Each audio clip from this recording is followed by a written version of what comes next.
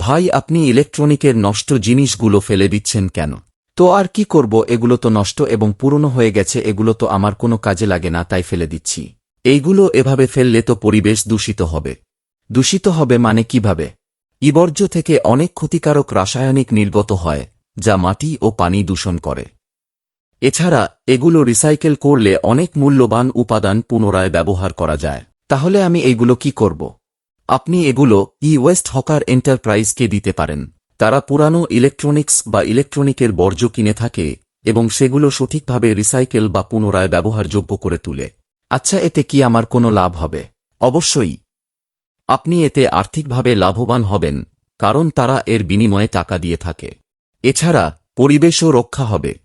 আরও ভালো কথা হল, আপনি চাইলে এসব বর্জ্য বিভিন্ন প্রতিষ্ঠানে দানও করতে পারেন, যা তাদের গবেষণা বা শিক্ষায় কাজে লাগবে।